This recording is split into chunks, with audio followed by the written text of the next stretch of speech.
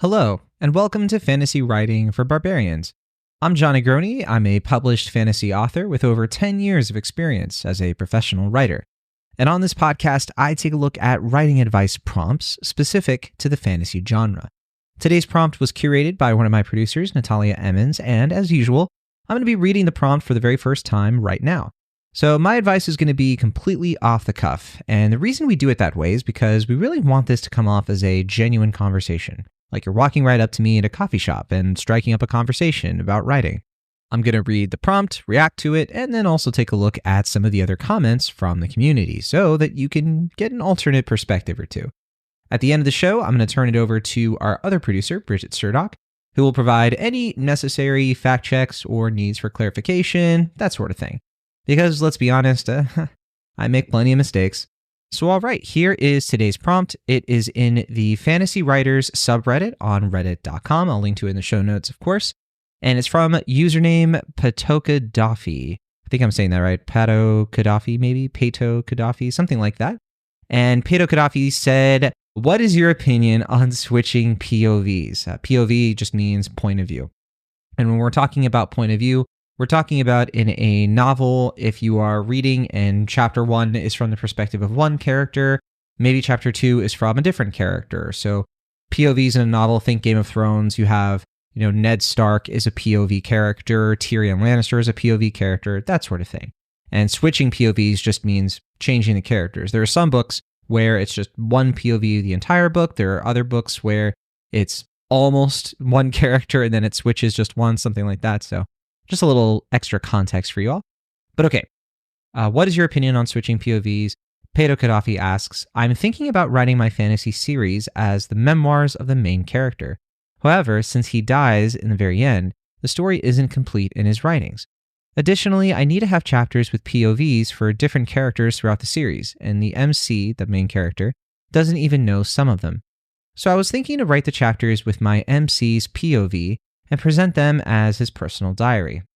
Then I'll add the chapters with all the other characters told by a third-person narrator. My idea is that the book series I write are actually an in-world history book.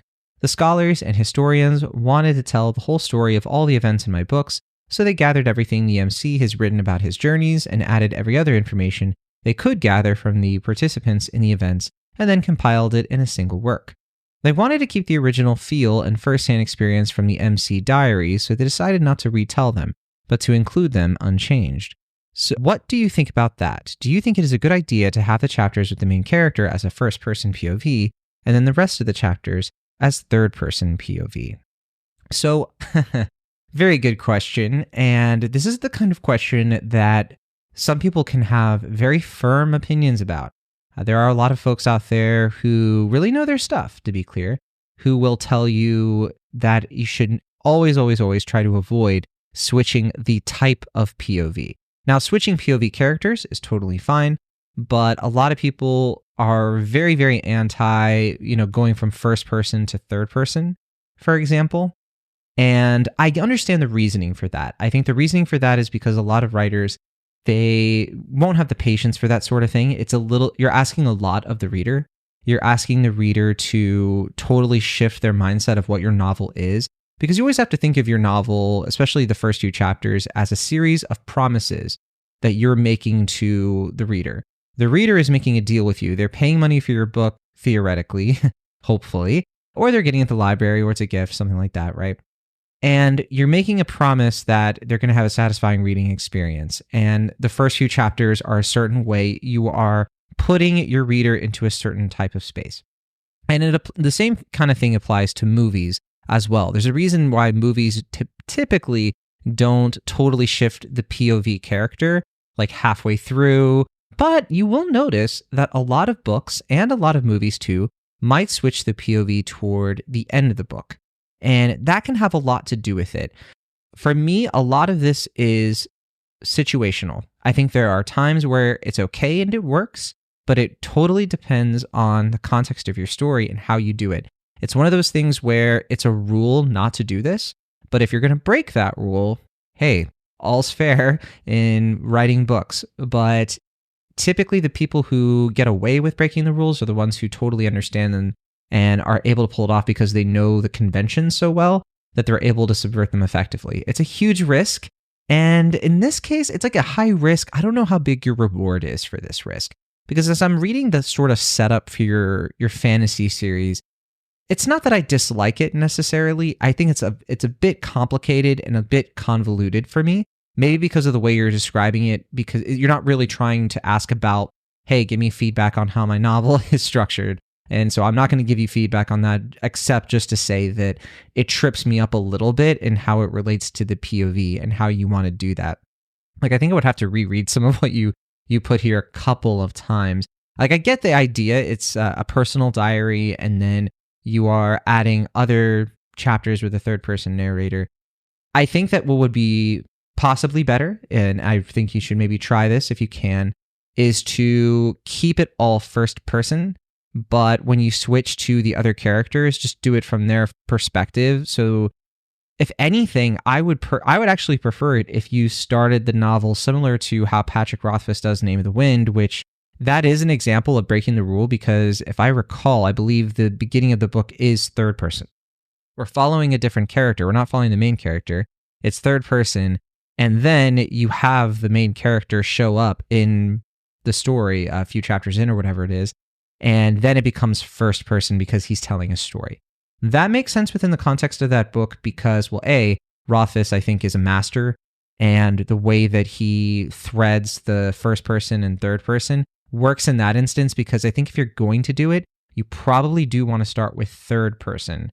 The reason being, when you start with first person, it is kind of an uncanny valley for a lot of readers. And what I mean is, first person is always requiring a suspension of disbelief. The character is not actually talking to you, but you're writing in a way as if you are reading a diary, which sort of breaks the immersion. But when you read in third person, it's a bit more objective. I think a lot of us are a little bit more used to it. It doesn't take as much work to be in that headspace.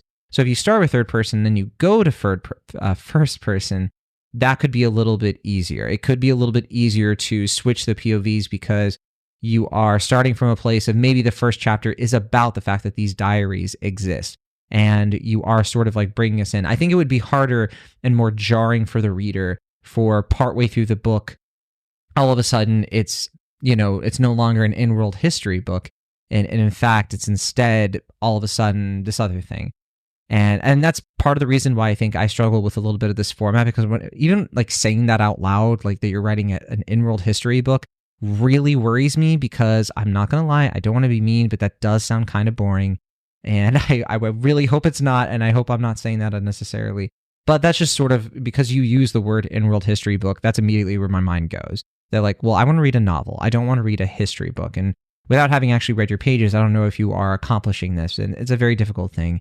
I would maybe, if you do finish this book and you put it out there and you start trying to query it or market it or whatever, I would just maybe avoid saying in-world history book, because that might raise some red flags for some folks.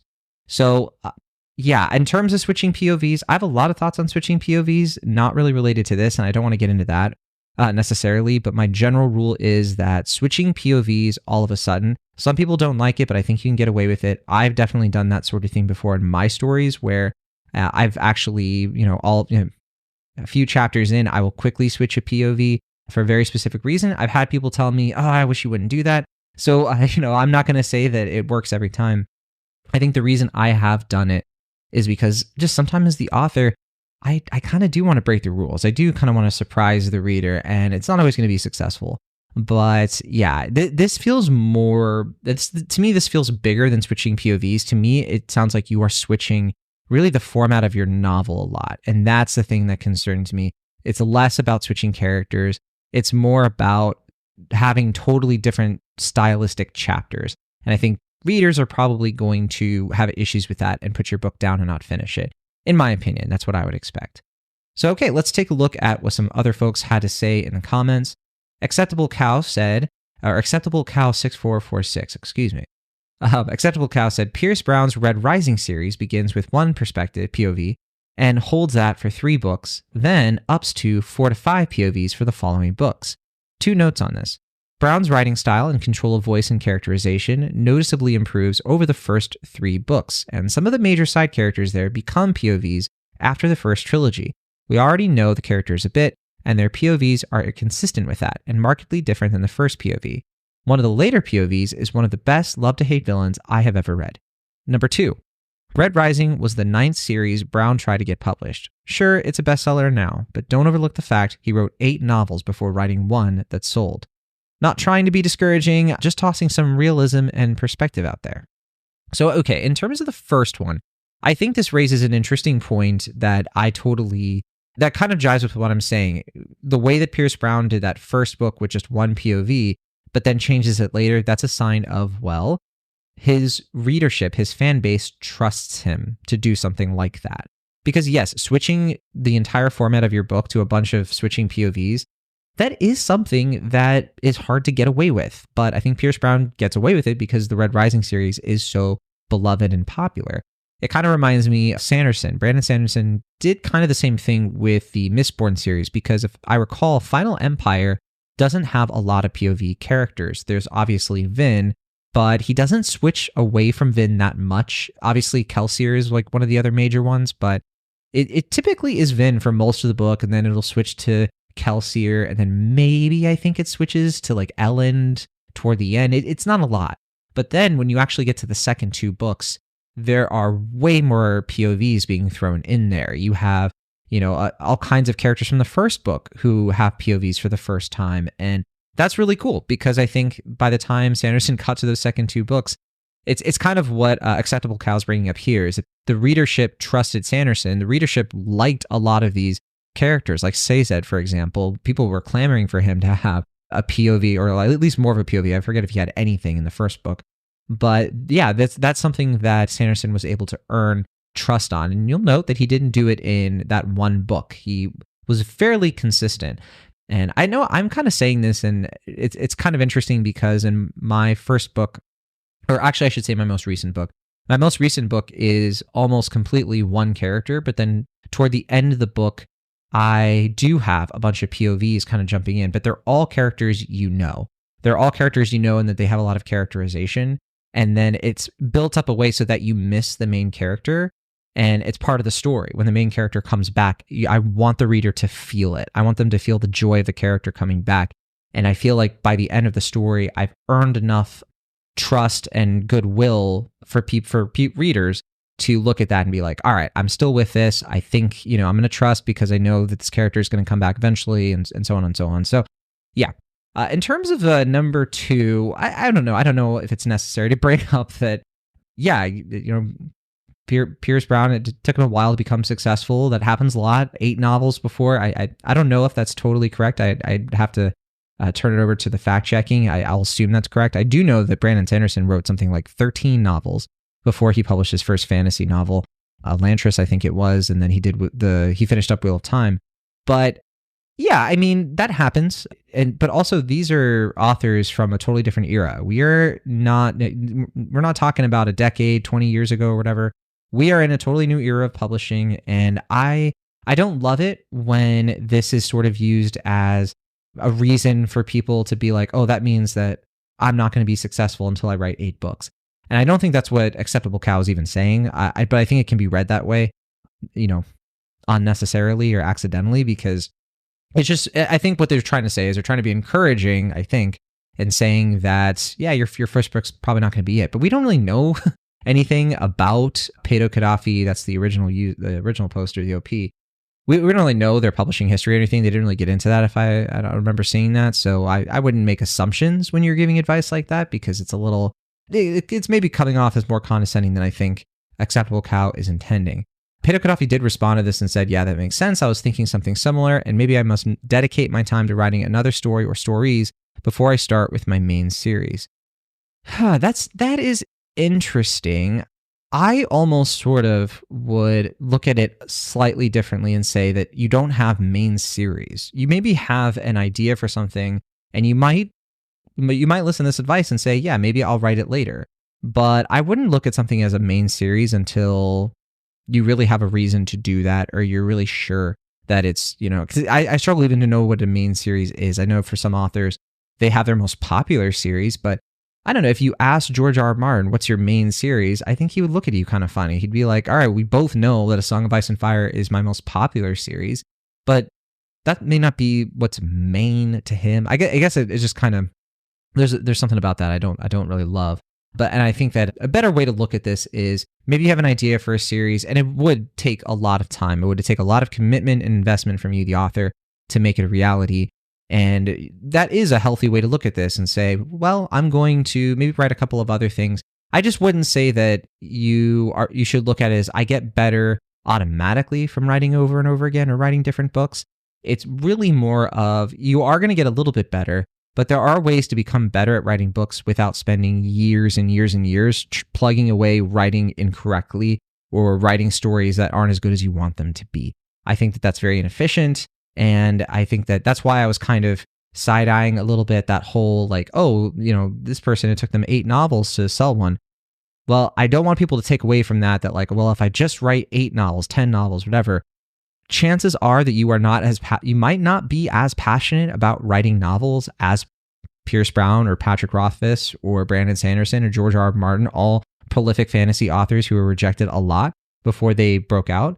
And I think these are just folks who just kept going and going anyway for the love of it.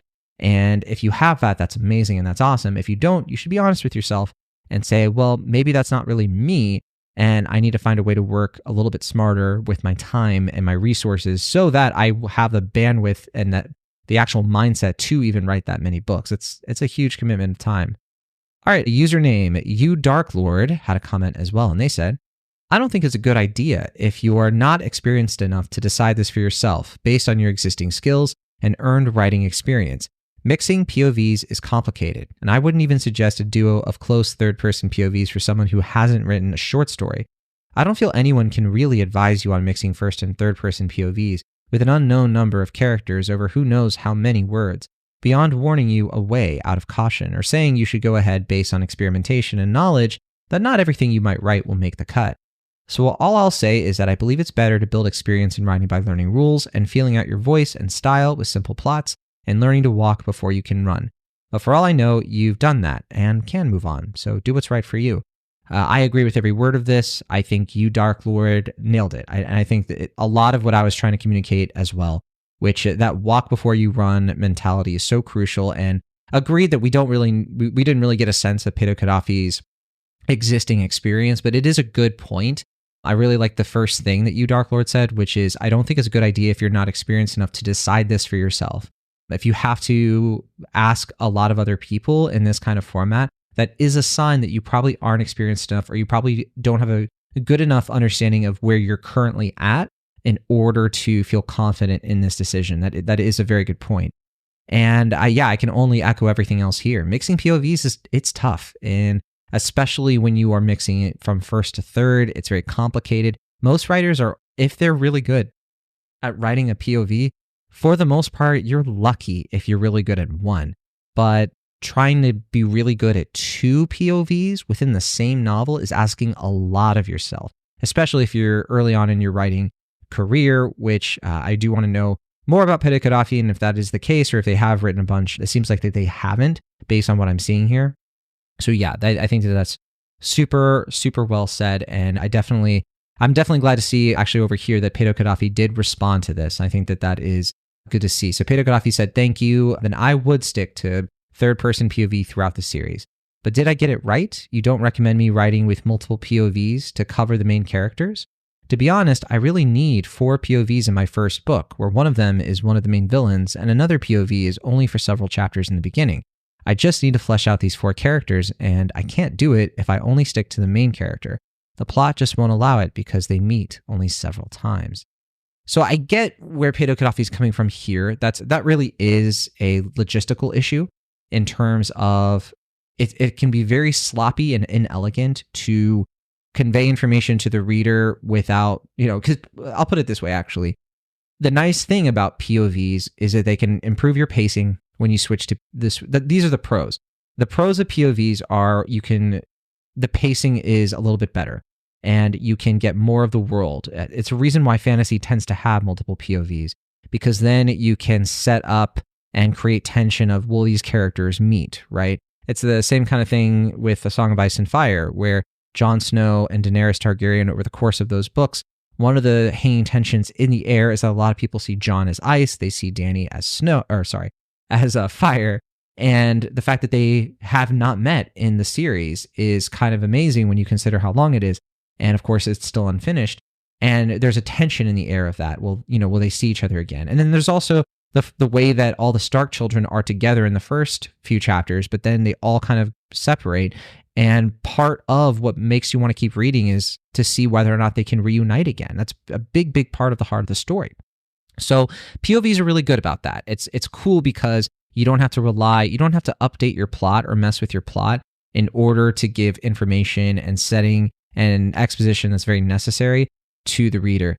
However, I don't love using POVs as a crutch in this way. And again, writing POVs is very tough. It's very difficult to write multiple POVs because you go from spending all of your time trying to perfect one character to now you really have to perfect multiple ones.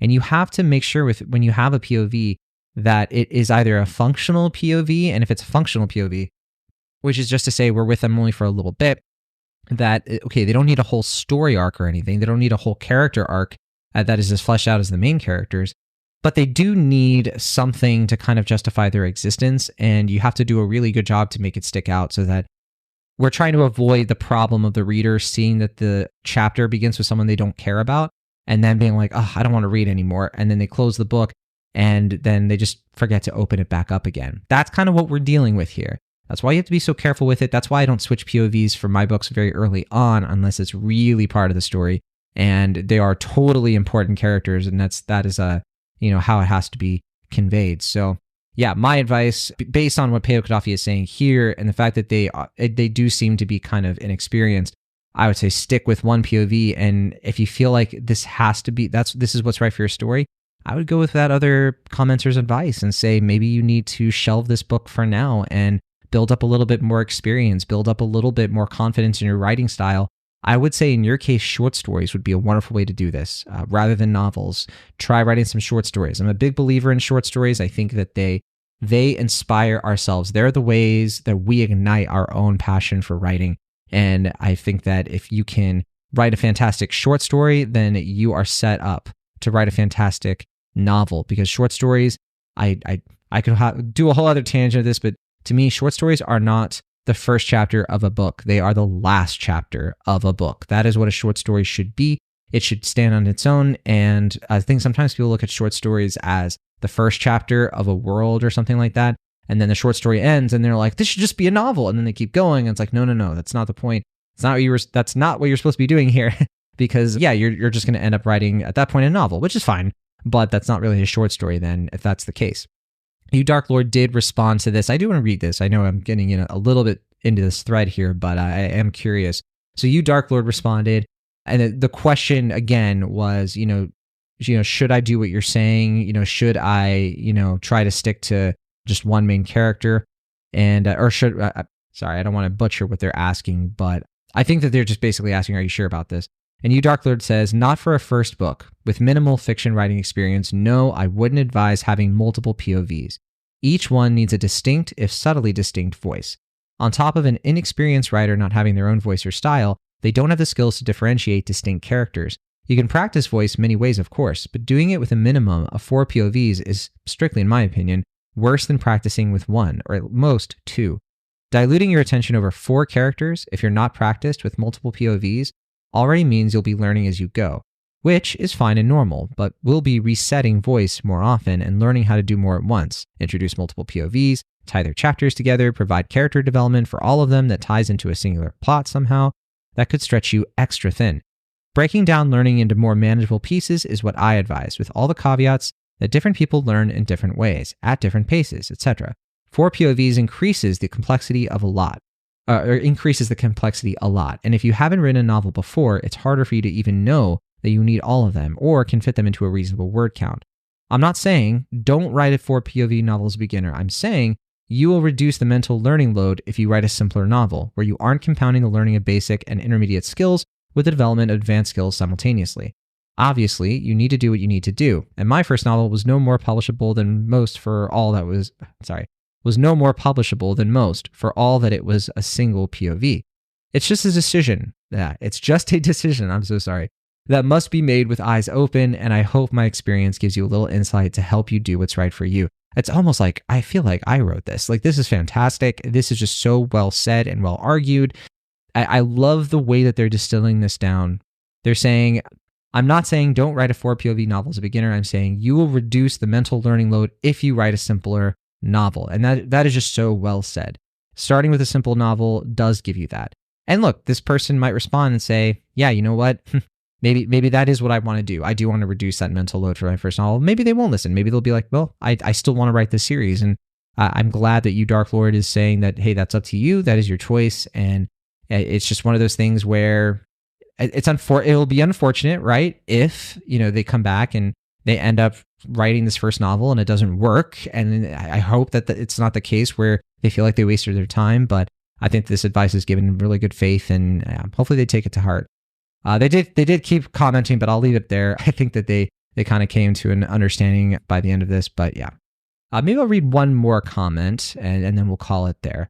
So Bearsman6 said, there's nothing inherently bad or good about switching POVs, but it is tricky. Also, switching from first to third person narration styles can feel very jarring. It can be done, but you'll need to be very careful with it. As always, with multiple POVs, consistency is key. Yeah, just a lot of affirmation there, a lot of what I've mentioned already, particularly the way I said jarring. They use the same term. I think jarring is a great way to put it. It's just, I think a lot of us have had that feeling where you're writing a book and then or you're reading a book and all of a sudden it just feels like the book shifts and it just takes you out. And I hate it when that happens, especially with a book I'm really enjoying. And I just feel like things are happening that don't really make sense. And it's just all that polish maybe of the first, third, or fourth, whatever it is, all of a sudden starts to give way to the sloppy middle. And then, what else happens from there? So, so some great advice in this. This is definitely one of the more positive ones in terms of, I think that a lot of the commenters here came out and said a lot of things that seem to really help out Pedo Gaddafi. So awesome to see that. And from there, I'm going to turn it over to our fact checker and see if there's anything I might have missed or that I need to clarify on. And yeah, so Bridget Surdock is going to take a listen now, and then I'll be back once they deliberate. All right, I'm back, and I have some nice notes from producer Bridget on that last conversation. So let's look at them here. So Bridget writes, I agree with you that for this specific concept that OP has, the only way to do it is to have a first chapter that explains what the F the rest of this is. Bridget used another word for F, but I will not say it, as this F is for family on this podcast. So we'll say that explains what the family the rest of this is. An almost textbook, quote, the diary of so-and-so was uncovered, the contents of which spawned the following investigation into the events described within, and so on and so forth. So I guess what Bridget's getting at here is that, yeah, I think it's kind of what I was trying to get out too. It's like if you start with the first chapter and you're essentially saying that this is what the book is going to be, that's what I mean by giving the reader promises. If you see that early on, if you're like, this is what this book is, rather than trying to surprise them later and treat it as a twist, you'll probably avoid some of that discomfort of having the wool pulled from your eyes, essentially thinking that the book is one thing and then finding out that, oh, no, it's actually something else. And then I've had something similar with this. There was a book by John Scalzi that I really liked, Red Shirts. Such a fun book, very funny. I don't love how the second half of the book just completely changes. It's funny, I guess, but I was just really into the book up until that point, and I felt like, okay, I don't just stick with what was working. I was a little frustrated with that, but I know it worked for some people, so I don't want to say it's a hard and fast rule and it never works. Just that, yeah, you're going to maybe break some hearts, so you better be aware of what you're doing and what the risks are. Bridget goes on to say, also, the two examples of changing types of POV I can think of are The Immortal Life of Henrietta Lacks, and I'm actually not going to reveal the other one because that might be a little spoilery. So I'm just going to say The Immortal Life of Henrietta Lacks because the other series, I'm aware that the way the POVs work, that's actually a big surprise. I don't want to spoil that for anybody because it's a relatively modern series. It's not something as prolific as Tolkien. I don't mind spoiling The Lord of the Rings for the most part, since that's a story that most people are familiar with anyway. But yes, okay, so The Immortal Life of Henrietta Lacks. I've heard of this one. I've never actually read it, so hopefully Bridget does not judge me for that. But they go on to say, The Immortal Life of Henrietta Lacks is a piece of investigative journalism where the author tells her story of discovering the life of Henrietta while also going back and telling Henrietta's story itself. So yeah, that sounds kind of a little bit like Name of the Wind as well. And see, that's the kind of weaving of narrative where it works because when you start, you're in one place, but you're giving us enough information to wrap our heads around the structure, and it feels like the structure has a purpose, and it's not sort of just being thrust upon us and shifted all at once. Another kind of good example of this, if I can pick a movie, would be Barbarian, actually, to borrow the namesake or partial namesake of this podcast. And that is a really fun movie because the first half of it is one thing, the second half of it is something else. But the reason it works in that movie, and I don't want to give anything away because it's another sort of more modern thing, the reason it works in that movie is because the first half of it kind of works on its own. It doesn't totally feel like you are shifting. It feels like we're ending one movie and starting a follow-up, I guess I can call it, or something that just adds to the first part. And so it's kind of special what that movie is able to do. It's very tricky what the director pulled off, and it's very impressive. So if you're aware of that movie, that might be more helpful. But if you haven't seen the movie, I recommend it. It's quite good. A good horror movie, especially in recent times. Bridget goes on to describe that other series, but again, I don't want to get into detail on that one for sure. But the one that they're talking about is kind of using these same techniques in very different ways. It's actually a series I don't love, to be totally honest, but it is also a series that I really respect, and I think is one that I'm very glad was successful, even though it wasn't quite for me. Bridget does say, I think there's a way to do this format that OP wants by making it into sort of a frame narrative somehow. I don't know, it's complicated.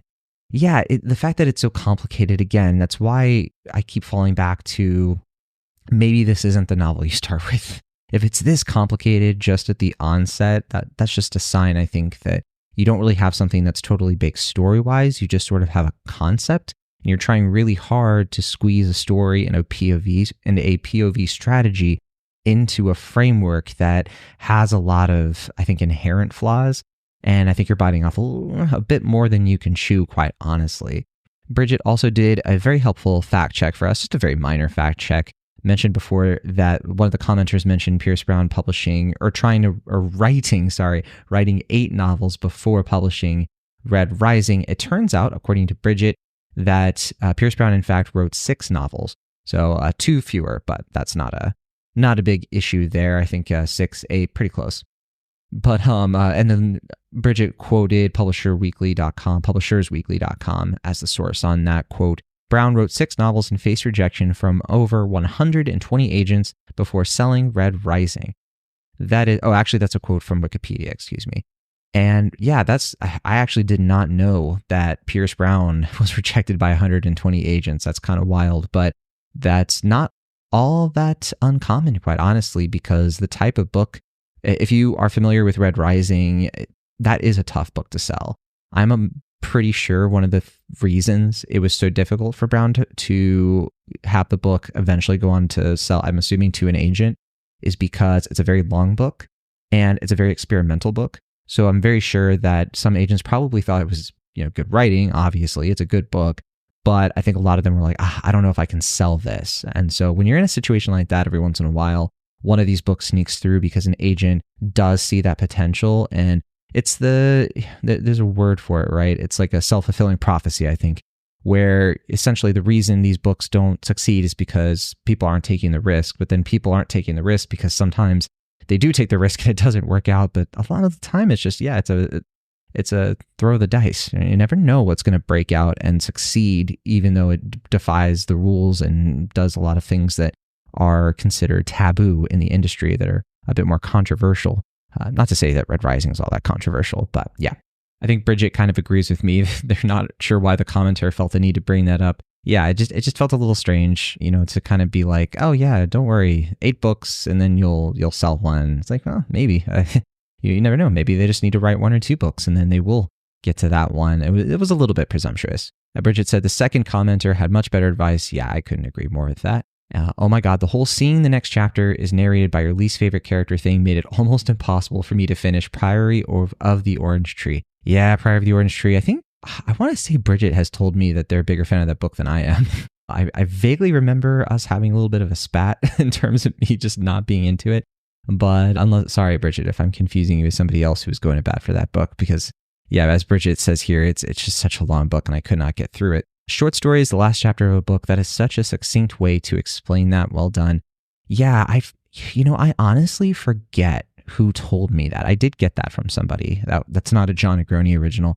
But yeah, whoever framed it that way, if somebody can help me remember, it might have been like a YouTube thing or a podcast. I feel like there is somebody who says that. So I do want to give them their proper credit. And it could also be my mentor, Kate Bronning, because I know she's given me some great advice on short stories as well. But yeah, somebody did. And hopefully I can, maybe on a future podcast, if I can get that back up to the ether, I can for sure give them proper credit because well deserved. It's such a great way to describe short stories and help people develop them in a way that really makes sense. So, all right, special thanks to Bridget for the fact checking and the clarifications. Really appreciate that. This was definitely a fun one, and I think that I should have, maybe I, in the spirit of this episode, should have shifted POVs and had somebody else record this, but wouldn't have that been a little bit too jarring? Just saying. All right, thanks so much. Don't forget, if you want to email any feedback to the show, if you have a prompt yourself that you would like me to answer, even if it's just over email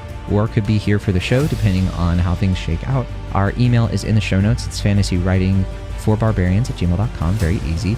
And we do also have a Discord, the In Between Drafts Discord. Would love to have you there. We have a channel for fantasy writing. We have a books channel as well, and lots of other things from the In Between Drafts website you can hang out with the community with. And you can also chat with me too on there as well. Just remember to follow the rules and all that good stuff. Special thanks again to not just Bridget Surdock, our producer, but our other producer, Natalie Emmons, for helping me curate that prompt as well.